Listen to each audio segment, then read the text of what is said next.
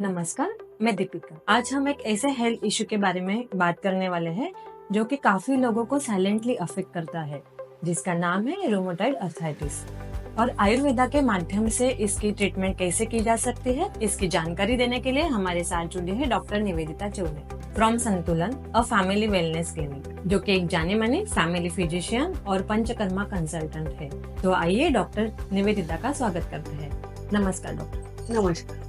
Doctor, सबसे पहले मैं ये जानना चाहूंगी कि रूमेटॉइड अर्थराइटिस होता क्या है और ये बाकी अर्थराइटिस से अलग कैसे है।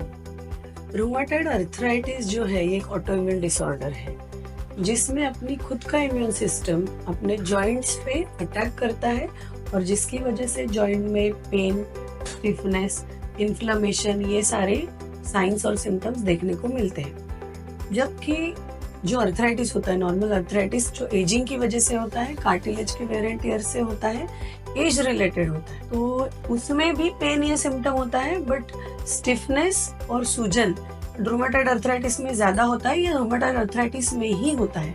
और नॉर्मल अर्थराइटिस में जो एज रिलेटेड है उसमें स्टिफनेस या सूजन या inflammation as compare to rheumatism कम होता है। एज रिलेटेड अर्थराइटिस है जो नॉर्मल अर्थराइटिस एजिंग से रिलेटेड होता है, और रूमेटॉइड अर्थराइटिस किसी भी एज में हो सकता है। ये डिफरेंस है दोनों। डॉक्टर, काफी लोग कंफ्यूज हो जाते हैं जब जॉइंट्स में पेन होता है। उनको लगता है कि एज के इफेक्ट से या थकान की वजह से हो रहा है। तो इसके कोई स्पेसिफिक सिम्टम्स है जिससे हमें अलर्ट हो जाना चाहिए? जरूर है, रूमेटिज्म के बहुत स्पेसिफिक सिम्टम्स होते हैं। सबसे पहला लक्षण है मॉर्निंग स्टिफनेस। मॉर्निंग स्टिफनेस मतलब उठते ही सारे छोटे जॉइंट्स में, स्मॉल जॉइंट्स में कड़ापन रहना या स्टिफनेस रहना, पेन रहना, हिलाने में प्रॉब्लम होना, जैसे कि छोटे उंगलियों के जॉइंट्स, रिस्ट जॉइंट, पैरों का एंकल जॉइंट, इस सब में स्टिफनेस और पेन ये लक्षण रहता है। कभी कभी रेडनेस भी रहता है, थकान भी रहती है, और फीवर, वेट लॉस, ये बहुत सारे सिम्टम्स रहते हैं रूमेटिज्म में। मैम, अभी हम लोग बात करते हैं आयुर्वेदा की। तो आयुर्वेदा के माध्यम से हम रूमेटॉइड अर्थराइटिस से ट्रीटमेंट कैसे करते हैं? रूमेटॉइड अर्थराइटिस के लिए आयुर्वेद में बहुत अच्छा ट्रीटमेंट अवेलेबल है। रूमेटिज्म ये कंपेयर किया गया है आयुर्वेद में आमवात नाम से। आमवात ये disease is same as rheumatoid arthritis in, you can say, allopathy. आमवात क्या है? आम का मतलब ही है अपाचित अन्न रस, या नॉर्मल लैंग्वेज में हम डाइजेशन ठीक ना होने की वजह से पड़े रहने वाले टॉक्सिन्स, उसको आम कहा जाता है। पैथोलॉजी ऐसे होती है, वो आम शरीर में रहकर संधियों की जगह जाके स्थान संश्रय करता है, संधियों की जगह जाके पैथोलॉजी निर्माण करता है। उसकी वजह से पेन, स्टिफनेस और आम और बिगड़ा हुआ वात दोष ये मिलके सारे लक्षण निर्माण करते हैं। इसलिए इस डिजीज को आमवात का संज्ञा या आमवात ऐसे कहा गया है। इसका ट्रीटमेंट प्लान आयुर्वेद में कुछ इस तरह से बताया गया है। आम का पाचन, वात का शमन और शोधन। आम या टॉक्सिन्स जो जमा हुए हैं उसको पाचन करने के लिए कुछ मेडिसिन दिए जाते हैं। इसका आयुर्वेद का चिकित्सा सूत्र कहा गया है, विरेचनम स्नेहपानम बस्तेश चाम मारुते। आम मारुते मतलब आम वात में एप्लीकेबल होने वाला ये चिकित्सा सूत्र है, जिसका मतलब है विरेचन शोधन में आता है। तो आम पाचन करके विरेचन की तैयारी पेशेंट की हम लोग करते हैं, जिसमें हम लोग दूषित दोष को परगेटिव्स देके निकाल देते हैं।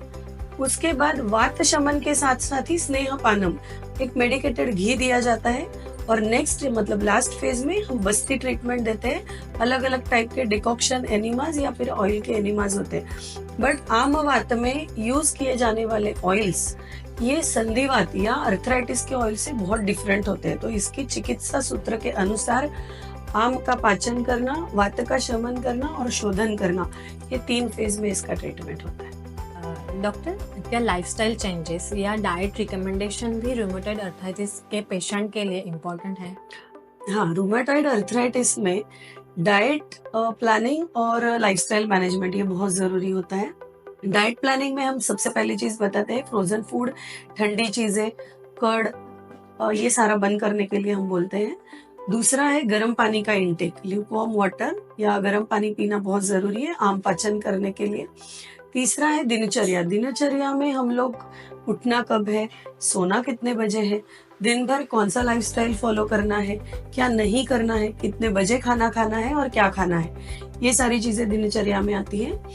जैसे शरीर के लिए एक्सरसाइज की जरूरत होती है, योग की, उसमें हम आसन बताते हैं, वैसे ही मानसिक ट्रीटमेंट मतलब मानसिक व्यायाम की भी जरूरत होती है, जिसमें हम प्राणायाम, योग रिलेटेड कुछ चीजें, ओमकार चैंटिंग, ये सब बताते हैं। और स्ट्रेस की वजह से पेशेंट का पेन फैक्टर भी बहुत बार बढ़ता है, तो स्ट्रेस मैनेजमेंट के लिए कुछ मेडिसिन, ब्राह्मी शंख पुष्पी जैसे, इफ स्ट्रेस फैक्टर अगर ज्यादा है तो along with that sometimes we have to give, हमें शिरोधारा या शिरोपित्सु ऐसे स्ट्रेस कम करने वाली ट्रीटमेंट्स भी देनी पड़ती है।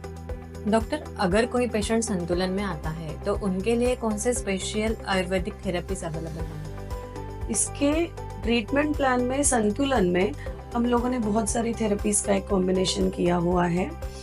रूमेटिज्म में या रूमेटॉइड अर्थराइटिस, आम वात में पत्रपोटली स्वेदम ये बहुत प्रशस्त कहा गया है। पत्रपोटली स्वेदनम क्या है? एरंड पत्र हुआ, निर्गुंडी हुआ, अर्क हुआ, बहुत सारे ऐसे हर्ब्स है अपने जो आम पाचन का भी काम करते हैं, पेन और स्टिफनेस कम करने का भी काम करते हैं। उनकी एक पोटली बनाई जाती है, वो पत्तों को एरंडस स्नेह में फ्राई करके, या और एक ऑयल आता है जो प्रशस्त कहा गया है रोमेटिज्म में, महाविश्वगर्भ तेल, उसमें पोटली बनाई जाती है, गरम करके उससे सेका जाता है। या फिर वालुका पोटली स्वेदनम, ये बहुत प्रशस्त चीज है रूमेटॉइड अर्थराइटिस में। पत्र पोटली स्वेदम, वालुका पोटली स्वेदनम। अगर कटी ग्रह है, बैक पेन है, तो कटी वस्ती भी दिया जाता है।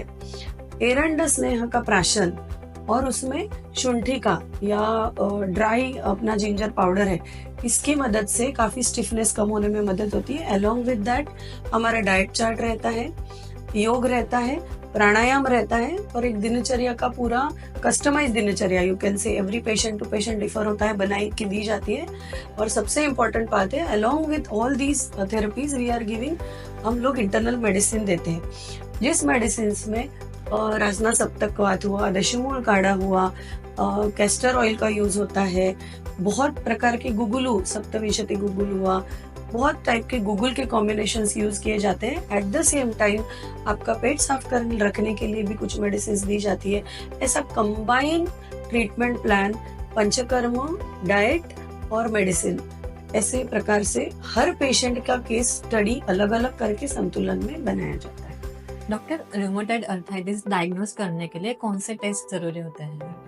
रूमेटॉइड अर्थराइटिस डायग्नोज करने के लिए CBC, ESR, CRP, anti-CCP antibodies और एक आरए टेस्ट, ये भी डायग्नोस्टिक टेस्ट्स हैं काफी।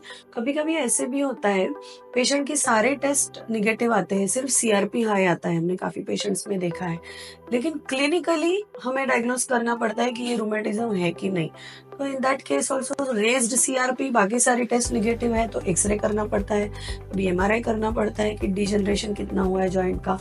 दूसरा चीज है कि क्लिनिकली अगर रूमेटिज्म डायग्नोस करना है तो मैंने जैसे पहले कहा, स्टिफनेस, पेन, रेडनेस, थकान लगना और काफी स्वेलिंग होना, ये सब लक्षण अगर होंगे तो उससे क्लिनिकली डायग्नोसिस भी होता है। सिर्फ सीआरपी आया होता है, बाकी सारी टेस्ट निगेटिव होती है। तो ऐसे नहीं है कि आरए निगेटिव आया या मेरा काफी सारा टेस्ट निगेटिव है, सीबीसी अच्छा है तो रूमेटिज्म नहीं है। कभी कभी ओनली सीआरपी हाई रहने पर भी पेशेंट को रूमेटिज्म का ट्रीटमेंट या आम वात का ट्रीटमेंट देना पड़ता है, उसमें काफी अच्छे रिजल्ट भी आते हैं। धन्यवाद डॉक्टर, इतनी महत्वपूर्ण जानकारी देने के लिए।